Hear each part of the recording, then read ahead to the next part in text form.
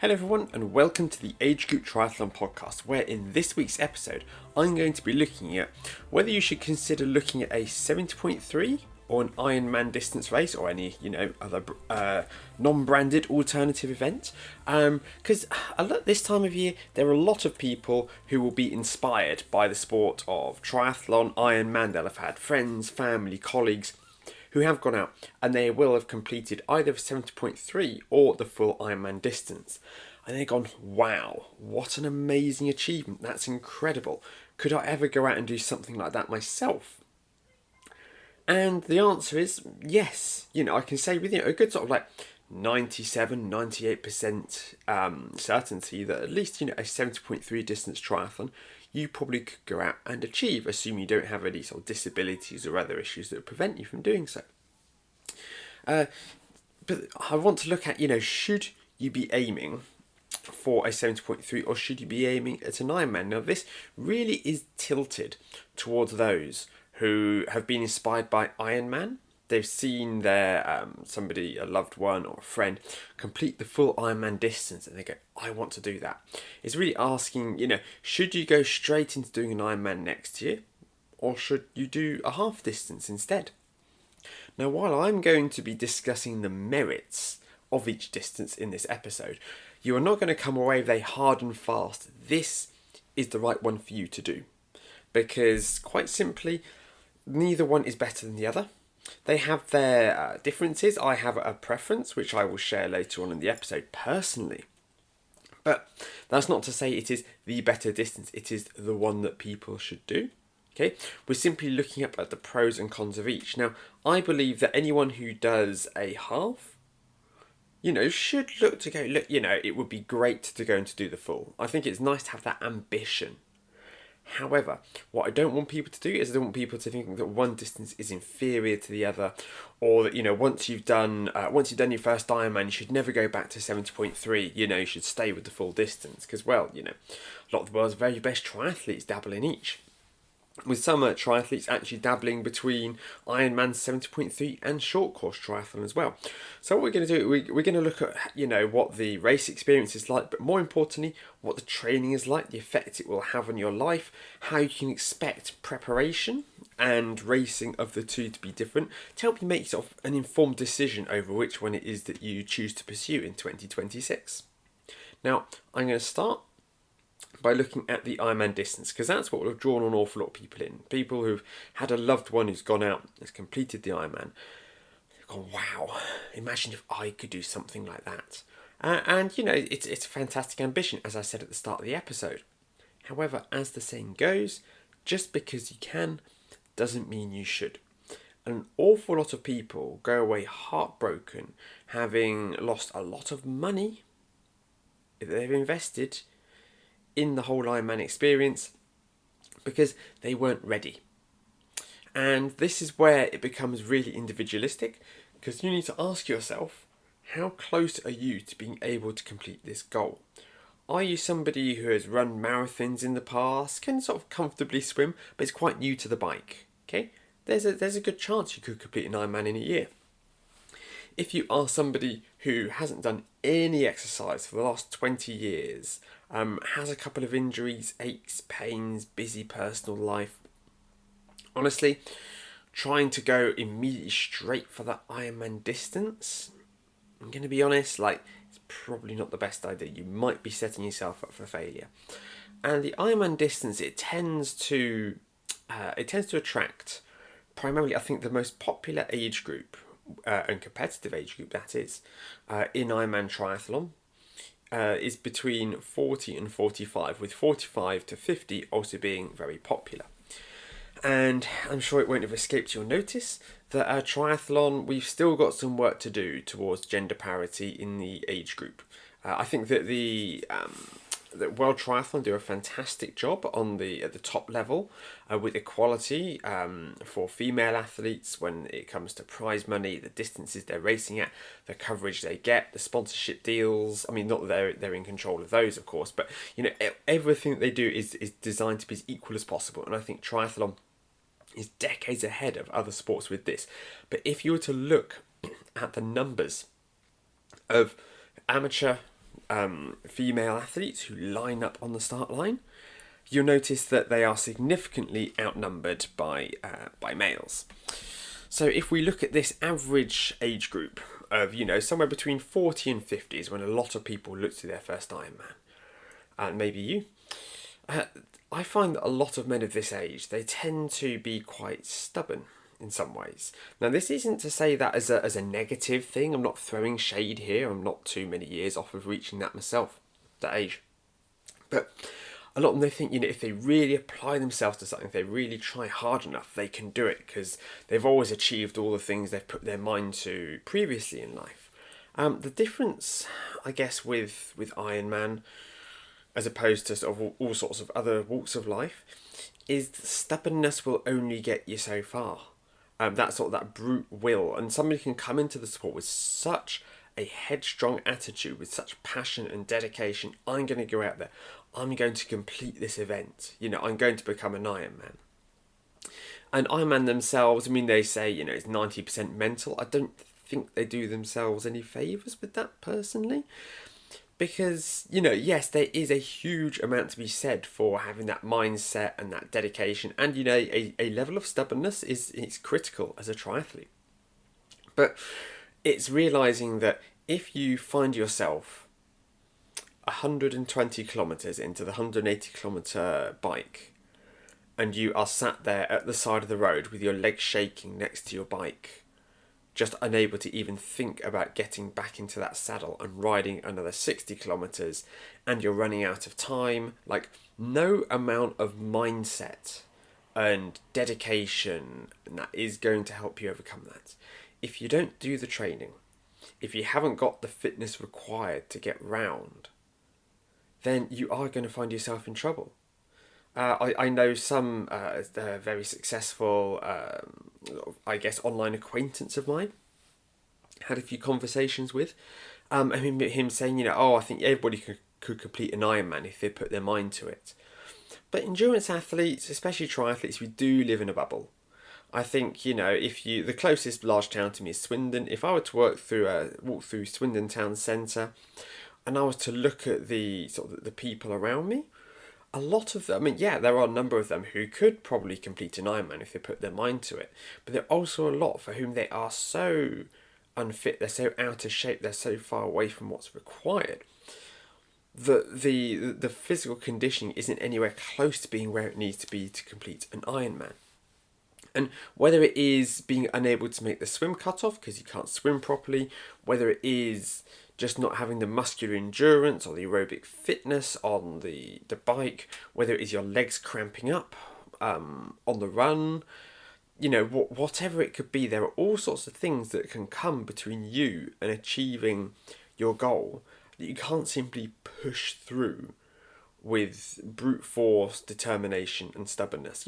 Stubbornness will get you a long way. In fact, it will get you a hell of a long way in this sport. Having that discipline, having that stubbornness, having that focus, having that passion, having that drive, it's something that we as triathletes are fantastic at. But you do need to have a bit of a reality check, and you do need to ask yourself, look, is this really achievable for me? Or am I going to end up with egg on my face? Because you do get, hundreds of thousands of athletes each year who toe the line of an Ironman triathlon. I think especially blokes, we're quite prone to this. They're absolutely headstrong, they're certain they're going to get round, but they end up missing the swim cutoff. They end up having some, sort of horrible bodily breakdown on the bike. They end up just not having the fortitude to make it through the run. And they have their hearts broken. Because they have, an Ironman race entry, you're looking at somewhere between about £550, £650 at the moment, I think. It's a lot of money. And then you look at the bike that you've bought. You look at, all the fees that you've paid to go swim training. You look at the wetsuit. There was all the running gear. There's so many costs associated with doing an Ironman. You cannot afford to just get through it with, brute force and ignorance. And that by telling yourself, instead of saying, I'm going to do this next year, why don't we make this a 2-year project? Could even be a 3-year project. But some people have it in their head that there's this, it's in front of me, there's this goal I have and I want to achieve it now. Because in their head, once they complete this goal, a lot of their problems in life will be solved. And you know what? Ironman is fantastic for giving you a sense of self-esteem and confidence. Okay, it's brilliant. You know, it gives you a purpose, it gives you a drive, and you should absolutely start training towards that goal today. If that is your goal, pull your finger out. Let's get some training sessions done. Let's get out there. Let's go swimming, cycling, running, and lifting. But it's all about making sure that we are looking at this in the right time frame, and that we haven't, got this sort of this false horizon in our mind. Because if you think back throughout your life, you may think to yourself, well, once I leave school, everything will be better, everything will be fine. They leave school, and if somebody, for the sake of argument, goes into sort of some further education, right, once I graduate university, once I get myself away from all of these deadlines, then things will be better. And they graduate from university and they start their job. They go, this job is rubbish, but what will make it better is when I get this job. When I get a girlfriend, when I get a boyfriend, when I get married, when I buy a house, when the kids are grown up. And we have it in our heads that we're just one step away from happiness, sense of self-fulfillment, and everything being rosy in our lives. But that's just not the case, and Ironman is no exception to that. Will your life be enriched by having children, getting a better job? Yes, it absolutely will. I hope it will, at least. But that's not to say that it's not going to create its own problems. That's not going to say that you'll find yourself at the end of it going, like, what next? What's the next challenge? And so I don't encourage people to rush into this when it's too soon, because you are not only setting yourself up for potential failure if you fail to finish your event, but you're also sort of bringing forward that achievement, and also bringing forward that lack of purpose. Because training for a triathlon, it gives you a fantastic amount of focus and drive, and if you lose that because you did one Ironman and it was super hard, but you know what? You managed to get round, but you don't ever want to do it again, okay? You've now lost that sense of purpose. Whereas if you spent 2, 3, 4 years building up to an Ironman, and you make triathlon something that is just a part of you, rather than something you do for a year, that is going to have a massive impact on your quality of life and your long-term happiness. So what does it look like? What does Ironman training look like? And this is something that, a lot of people ask me. And it really depends on the kind of person you are, what it is that you want to achieve.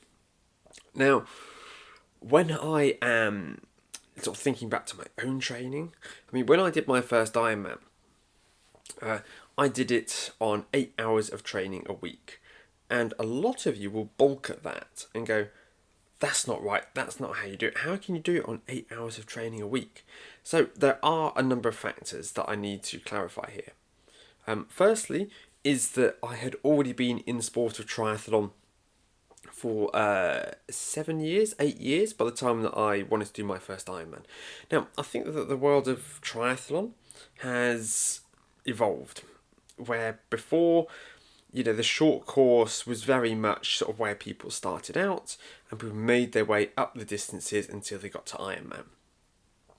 Whereas these days, a lot more people will jump straight into Ironman. I remember, one of the very first triathlon textbooks I ever got, talked as an athlete rather than a coach, talked about how an Ironman should never, ever, under any circumstances, be somebody's first triathlon.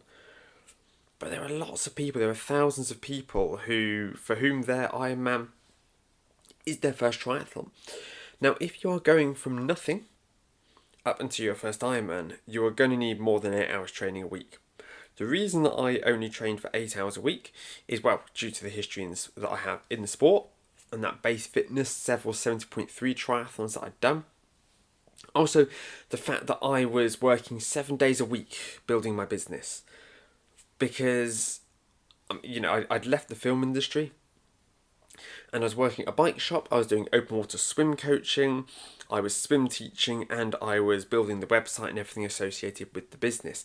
I was working 7 days a week. I didn't have the time to go out and to train hard. So what I did instead is I commuted everywhere in London. I commuted to the swimming pool on my bike. I commuted to the bike shop on my bike. I was always on my bike getting around London, and that was my bike training. Again, somebody who is very new to the sport, that's not going to work. I'd already done 100-mile rides before I had, before this year. I'd been doing 100-mile rides for several years. I knew I had what it takes to get through 180 kilometres of cycling, and that by simply spending, sort of an hour most days on my bike, cycling around back and forth, that was going to do it for me. Run training, I didn't do quite as much of, because because I couldn't fit it in as easily. I did do a few run commutes to the bike shop where they had a shower, but I did have to carry clothing with me, or I might try to do some sort of shuttle system where I'd leave some clothes at the bike shop in the locker and go and run back and then have everything I needed to start the day there.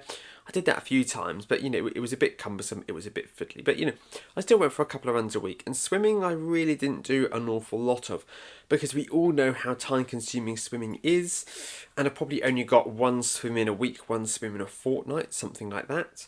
I did a little bit of strength work as well, but I wasn't really doing the volume of training that I would need to say, oh, I've got to be lifting weights twice a week.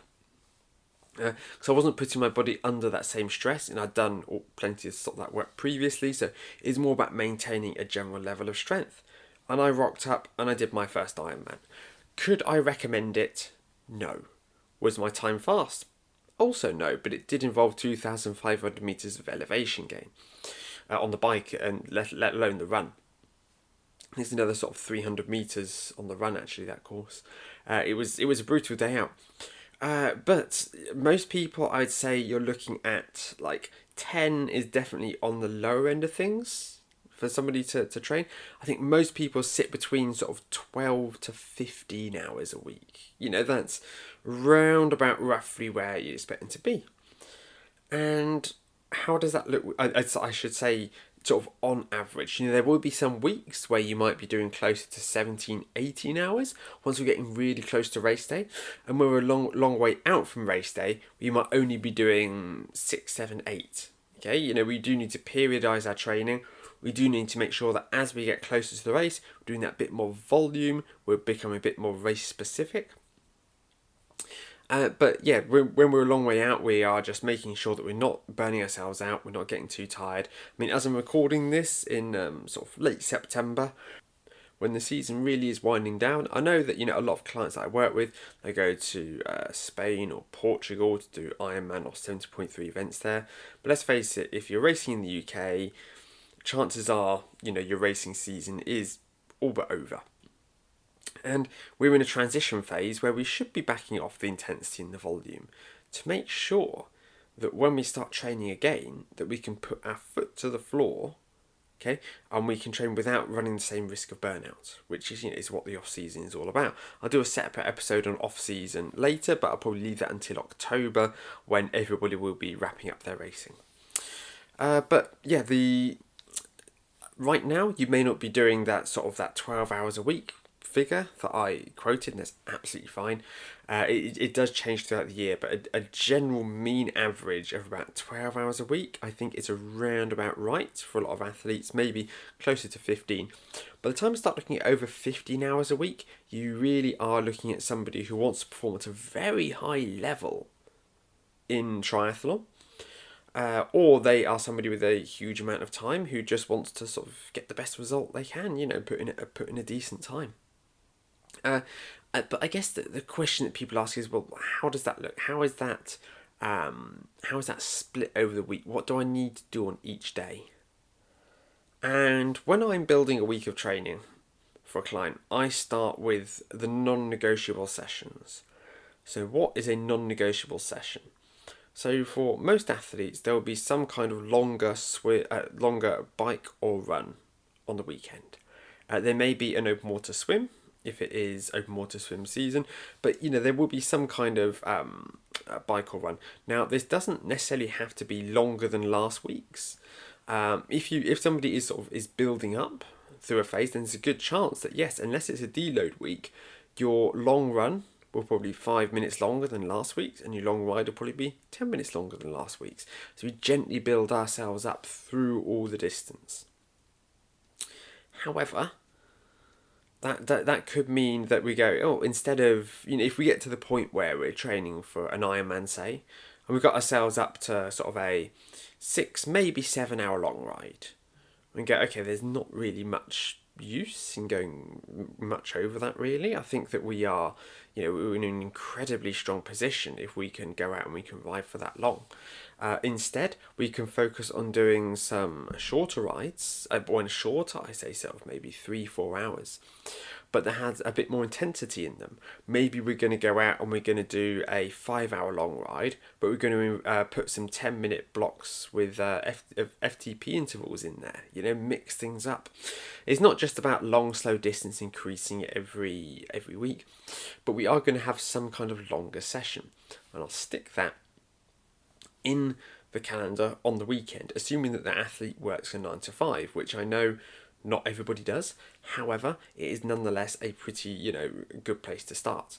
And then once we've got our long sessions in, whether they're on the weekend or whether they're within the week, the next thing we need to look at are our intensity sessions. So normally, most people I give 2 sessions with sort of real intensity during the week. Again, it depends on what the weekend looks like. If we've got a really punishing bike ride on the weekend, might only have 1 during the week. But I then, drip in where these intense sessions are going to be, often one on the Tuesday after a rest day. And then the rest I fill up with sort of easier training. Now, you could go, if as long as I do my long sessions and I get a couple of intense sessions in, I can probably get away with doing a bit less training. Well, I guess you can. As long as as long as you're executing those sessions correctly, you could go about that. But let's face it, most triathletes, they want to be training 6 days a week. That is the standard. Now, this isn't to say that you can't train on 5 days a week for an Ironman. You could if you wanted to. I've coached athletes who've done that, for whom they want to have one sacred family day on the weekend. And they've also had 1 day during the week where, it's just not possible for them to train.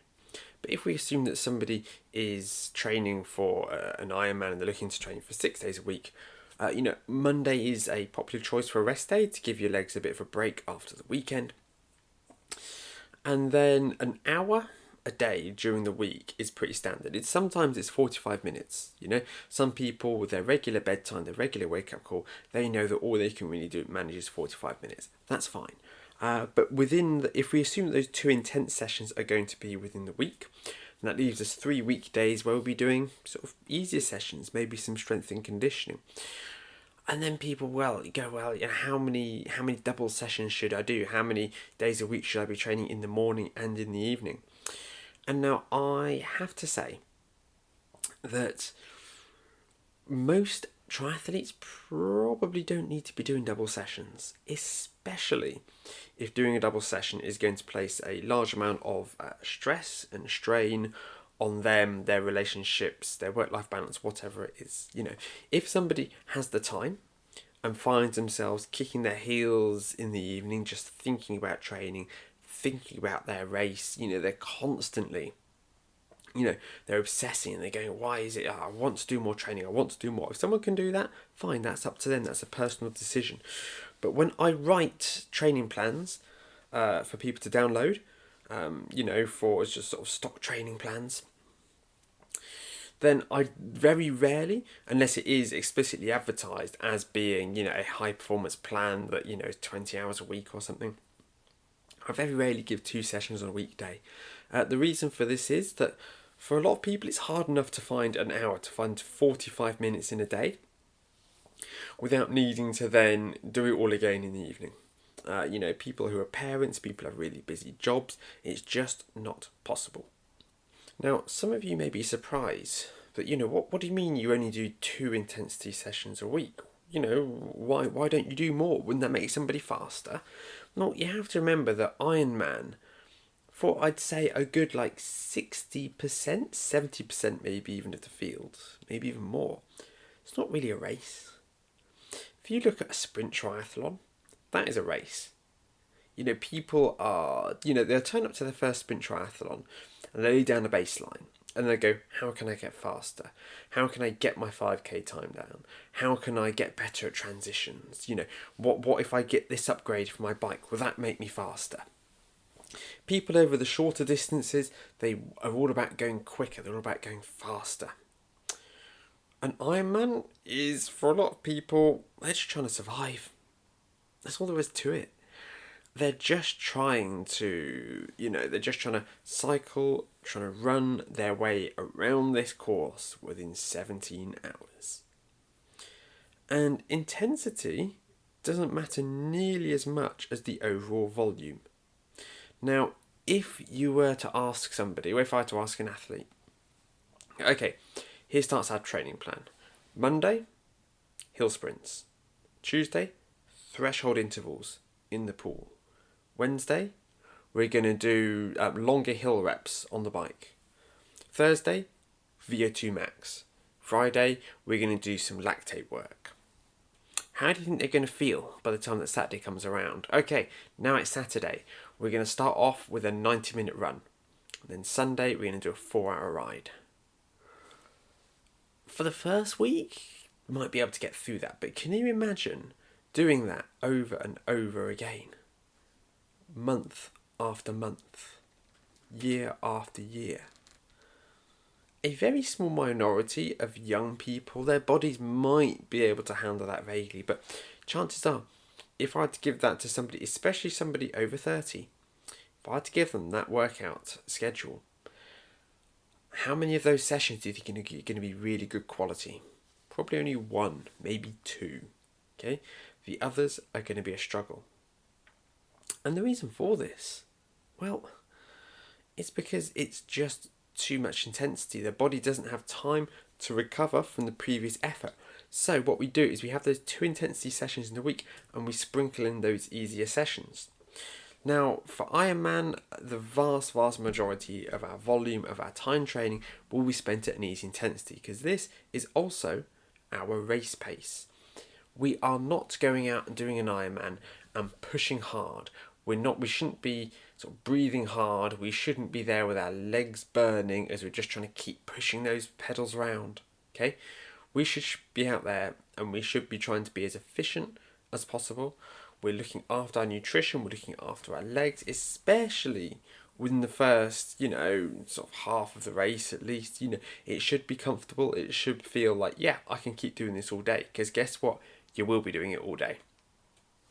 This is a real challenge. And you need to accept this and go, look, it's okay for me to take these easy days, take these recovery days, to just do these easy sessions.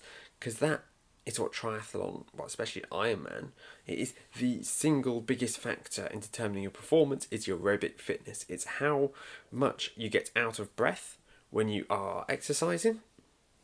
And you want to have very controlled, easy breathing during an Ironman. Of course, towards the end, things are going to start to go downhill a little bit, especially at your first Ironman. But especially on the bike, the first half of the run ideally, it should be relatively comfortable. And your training needs to reflect that. Now let's compare this to a 70.3, which is much more of a race than an Ironman is. And this is why I believe, for a lot of people, the 70.3 is actually a superior distance to the Ironman. Now, some people would consider that to be heresy. The Ironman is the ultimate challenge. And yes, you can't argue that Ironman is more of a challenge than 70.3. But a lot of people who simply set their eyes on, I want to do an Ironman, I want to achieve that. Look, I've got a lot of respect for that. I appreciate that. I myself had that dream. I completed the Ironman. But I then went back to the half distance. And I said, look, let's go out. And let's actually really try to beat my time. And yes, you can, of course, treat Ironman like a race. You could be the kind of person who wants to go under 10 hours for an Ironman. You really want to throw yourself at this challenge. You want to dedicate everything you can. However, the amount of time that you need to dedicate to achieve that kind of goal, we are looking at 15 hours plus in a week, maybe closer, sort of 18 in some cases, if you really want to achieve your potential in Ironman. If you want to be able to race Ironman fast, this is your personality for the next year. It really is a all-in endeavour. If you want to race a sprint triathlon, this is something that can very much be a hobby. You know, you can very much get by with sort of 6, 7, maybe 8 hours training a week. You can see improvements with every season, with every race. If you train intelligently, you can absolutely get there. And it can be a social thing. You can mainly go to club sessions. There's a massive amount that you can do. But if you really want to be great at Ironman, the toll that it will take on your wallet, the toll that it could take on your family, your relationships, is not to be underestimated. Now, some people have extremely supportive families who are more than happy. They say, look, if it is your dream to go out and to qualify for Kona, we support you. We'll make it work. But for some people, that doesn't always quite work, you know. For some people, that is a stretch. And if you can do if you do an Ironman and your family, you know, are quite sort of firm on the fact that, look, you know, we've supported you this far. We're really grateful that you achieved your goal, but we need more of your time. Like, this isn't something that can continue indefinitely. Going back to the half distance, it's a really good way to do this, because by training for a 70.3, even if you're only, as it were, in inverted commas, training for 8 to 10 hours a week, you can still see real gains. And when you go out and you are taking part in a 70.3, it feels much more like a race. Okay, you are going to be finished in, for most people, again the average, somewhere between 4 and 6 hours. Some people take much longer than that, some people be much shorter, but I think, you know, the average finishing time finishes well within those. And within that kind of time frame, you can afford to push a lot harder than you can over a 17-hour day. You know, if an Ironman is just putting one foot in front of another, accepting you're going to be walking good chunks of the Ironman marathon, a 70.3 is a chance for you to go in and go, look, I expect to be pushing comfortably hard and to really get, you know, a huge amount of satisfaction when I cross that line, knowing that I have pushed my body to the limit to achieve the best time possible. Whereas a lot of people in Ironman, they push their body to the limit simply to finish. And they look at their finishing time and their finishing place and they go, oh, that's good. I finished in, you know, the top 70% over the race. That's quite good. That's quite nice. But the 70.3 distance is just so much easier for someone to go out and to, you know, really see improvements, really try to get their times down from 6 hours to 5 hours to 4 hours. This is the kind of thing that you can do quite easily without signing your entire life away. Whereas, again, as I've said before, if you really want to go hard, if you really want to go into an Ironman, it is going to just sort of take over pretty much every facet of your life if you really want to go in and achieve your potential. If you're the kind of person who you've got a good level of base fitness, but you like to do an Ironman or two a year, yeah, that doesn't have to completely take your life over. If you've done the Ironman before, you probably don't need to do as much training ahead of each event as you would have done ahead of your first. You might be able to start training 4, 5, 6 months out and go, you know what, let's do another one. Let's start increasing the volume on the bike. You know what it takes to do an Ironman. You know that you have a different good level of base fitness, and you turn out and you can knock this out. Okay, fantastic, great. Really like to hear that. But you don't have to feel that in quite the same way you are signing away your social life, your family life. You know, you could end up just working, training and sleeping, which would be very much be the case if somebody wants to achieve their absolute potential as an amateur Ironman athlete. Now, something a lot of people seem to sort of have in their minds is that the longer the event, the more training it is that you do. And you know what? If you're just looking to complete an event, that makes perfect sense. And, after all, I have just said, if you want to be really good at Ironman, it takes more time than being really good at 70.3. However, if you were to look at somebody who specialises in the 70.3 distance, somebody who specialises in the sprint distance, and somebody who specialises in the Ironman distance, their weekly volume might not actually change as much as you think it might. And this is, looking at sort of professionals primarily. I guess, a lot of professional triathletes, they really are pushing the limit of the amount of exercise that the body can do in a week. But the Brownie brothers, they used to train for, I think at some points, like when they were like approaching the Olympic Games, like 35, 40 hours a week, some weeks around there, to get them as fit as possible. Now, a lot of Ironman athletes may not be putting in that amount of volume, and they genetically were predisposed to be able to handle a huge amount of volume.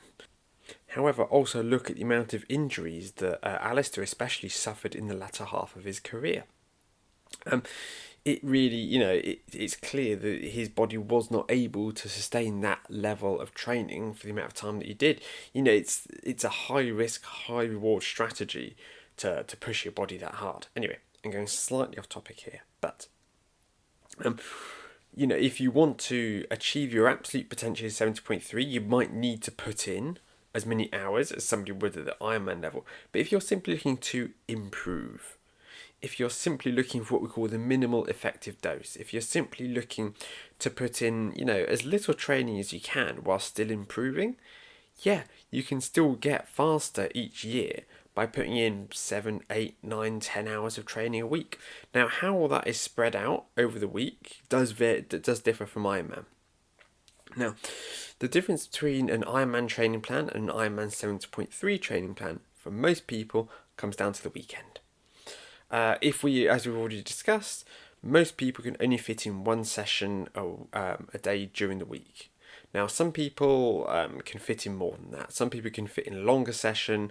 Something I'm doing with some athletes recently is I'm saying, look, if it's hard for us to get the long ride and the long run done on the weekend, logistically, whatever the reason is, why don't we just one day a week, wake up half an hour earlier, and instead of getting an hour's running, get a 90-minute run-in.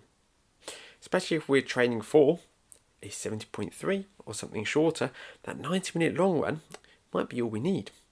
And we're then freeing up our weekend. An Ironman athlete, their long run might be closer to 2.5 hours. It's not something you can squeeze in during a weekday, is it? Well, not most people, at least, who are working in 9 till 5. That's got to be on a weekend. A long rides, we're going to be looking at 3-4 hours at least, even on our easier weeks once we're in the last 6 months. Can't factor that in during the weekday, can you? So it is the emphasis on the weekends that really differentiates a 70.3 athlete to an Ironman athlete. And if you find it's that the longer sessions are harder for you to get in, if you have a number of other commitments, if your children, if they play football every Saturday morning, so you've got to make sure you can drop them off there. If there is sort of a regular event that you're involved with that happens, on a Sunday. If you're a football family, it could be that you're officiating on a Sunday. Whatever the reason is, if the weekends are just tough for you, but you have more time in the week and to be able to dedicate, then maybe going for a 70.3 where you can spread that intensity out easier throughout the week would be a lot easier than going for an Ironman where so much of it comes down to, how long is your longest run going to be? How long is your longest bike going to be? How much can we really sort of generate enough fatigue to be able to create the fitness that we need to be able to sort of push really hard over 140.6 miles. Now, a lot of people enjoy a good hard workout, and I'm one of them. That feeling of achievement, when you have that really hard session with your legs burning, your lungs working really hard, knowing that you've pushed yourself almost to your limit in that session. It's a great feeling. It makes you feel alive. Whereas when you go out and just do, an hour easy ride, yeah, it's good, you've got your workout in, but, it doesn't quite give you that same buzz. And Ironman training, has to be said, it's a bit boring because there is so much of this easy, long, slow distance. And that is the way that we get faster. We have to do those sessions. There is no way of getting around that. Everybody does that. Sorry, that's my dog sighing. Everybody has to do that. However, if you are training for a 70.3, you can train at a high intensity more regularly. Because you're putting in less hours in a week, chances are, as an amateur athlete, but also because you're going to be racing at a higher intensity, we can have more sessions where we're going to feel that real burn in our legs after a hard session, rather than just that general feeling of tiredness and stiffness from being on a bike for so long. It is a very different and much more sort of competitive, harder, sort of faster format. And yeah, don't get me wrong, it's still a long day out, but it's nowhere near as long as Ironman. I've had, I remember a client train with me a few years ago, well, a bit more than that now, and he wanted to do an Ironman. And he said, I needed to finish this session with some sprints because it suits my hard and fast way of training. I go, I sort of said it in a much more diplomatic way. Mate, if you really want to do hard and fast training, you've chosen the wrong sport. Ironman isn't the sport for you. If you really want to push yourself hard in your training, then you need to look much more at shorter distance events. Yes, the Ironman is sort of, it's the sexy, oh, I did this, you can wow people with what it is that you did. But unless you're willing to dedicate your life to being better at Ironman, then it's not the distance for you if you want to be really competitive. If you want to push hard, if you want to be a competitive athlete rather than somebody just sort of completing an event, as it were, then the shorter the distance, the more satisfying it will be for you. And yeah, I've touched on this at the start, but I dislike the idea of start off with a shorter distance, build your way up, then do an Ironman. You either then retire from the sport because you've done an Ironman. What else could you possibly want to do with your life? There's no point doing anything shorter. Or somebody goes, okay, well, I'll just stick doing the Ironman distance. I just keep doing Ironmans and try to qualify for the Worlds. And they go to Kona and then they go, it's only so long I can keep this lifestyle up for, I think a really high percentage of people who cross the finish line at the World Championships will never do an Ironman again. I think that's really sad, personally. But again, it's up to them. It's their decision. But by focusing more on shorter distances, by going, look, either I've done my Ironman or I have my time racing at Ironman, and now I'm going to do some shorter stuff. Absolutely no shame in that whatsoever. In fact, I'd even go so far as to say that I encourage it.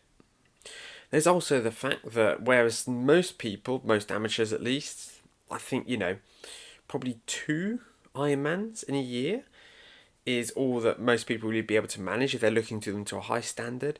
70.3, you can fit a lot more in your calendar, and there are a lot more about as well. Now, living in England, well, actually the UK for the purpose of this example, looking at the events that we've got, we have a couple of full distance events, of full distance Ironman events, and some, plenty of unofficial Iron distance events. But we have many more in the way of half distance events. There are a lot of middle distance triathlons across the country. For example, in the UK, we have 2 full distance events, which are Leeds and Wales, well, sort of Tenby. But we have 3 official 70.3 events. We have Weymouth, we have Bolton, we have Swansea, as well as lots of unofficial events. But the unofficial events, you can fit so many of these in a year. I think a lot of people, they could probably do a 70.3 every kind of 4 to 6 weeks. And yeah, they're not going to be at their peak performance for each, but very few people could race the full Ironman with that regularity. If you really enjoy the race day experience, then yeah, to be honest, focusing a bit more on the 70.3 distance probably is a better idea. But let's circle back to what we talked about at the start of the episode. If you have just finished watching an Ironman and you are feeling so inspired and you think, right, I want to go out and I want to do that. Do I do an Ironman or do I go via a 70.3? I think for most people, doing a year where you build up to a 70.3, followed by a year building up to an Ironman, that's the way to do it. It really is. It's you then have 2 years where you're building up to this goal instead of one. Sure, you may not, you won't get that Ironman finisher's medal as quickly as you might like, but like, patience is a virtue. It's only an extra year, and you will enjoy the process more. You get a faster time by spending more time. You will vastly increase your chances of finishing. It will be a more enjoyable experience. You could bury yourself for a year to get that Ironman finisher's medal, but the distance isn't going anywhere. I mean, to be fair, like individual events, if there is an event that's only been running for 2, 3, 4 years, there is a chance it might disappear off the calendar. I'll be honest with you. Ironman Leeds. If you live in Leeds and you want to do an Ironman, and you want to do the Ironman Leeds event, then yeah, if you, I saw some questions over whether it even go ahead next year. Because it's a new event, we don't know how sustainable it's going to be. Yeah, you might want to say, okay, I want to make sure that I do it this year. Alternatively, if you live in Wales and you want to do Ironman Wales, that race has been around for so long, it's not going anywhere. Now, of course, this isn't to say that everyone should do a 70.3 first, although I do highly recommend, if you are, say, listening to this podcast, you're inspired by Ironman Wales, and you go, look, I want to do 10B next year, and you know what, I'm gonna do a 70.3 as a warm up in the summer or the late spring. Yeah, that's absolutely fine. I definitely recommend everyone does at least one half distance when preparing for an Ironman. That is a non-negotiable for the athletes that I coach. It doesn't have to be a proper Ironman event. It could just be, again, a cheap unofficial one. But it's definitely worth doing one, because you can't afford, in my opinion, to go into an Ironman having never, done an official event, transition, set up, all of this. There's so much that goes into travelling to an event, the gear that you need. You cannot afford to make a rookie mistake during your first Ironman and have a completely preventable DNF, because so much goes into the training. It is a lot to throw away. Not throw away, because you still did the train, you still got fitter, you still got healthier. But chances are, if you are focusing on an Ironman as, one of your first events, then you are all about getting that medal, the bling, getting the kit. This is a day you become an Ironman, and you run the risk of, failing to achieve your goal for, a completely preventable reason. It's worth doing shorter events to get those rookie mistakes out of the way. To conclude, again, I prefer racing the middle distance than the full distance, but part of that is because I think it suits my physiology more. Other people, they simply finish higher up in an Ironman event because they're much better at going all day to lower intensity than me, and they're able to just knock it out. And for them, an Ironman, they'd rather do a slow, easy Ironman than a sort of a hard 70.3. And again, that's completely up to them. But I do recommend that, you don't feel the need to simply jump straight in to doing a full distance Ironman and see the 70.3 as being any kind of lesser sport. Thank you once again for your company. I really appreciate it.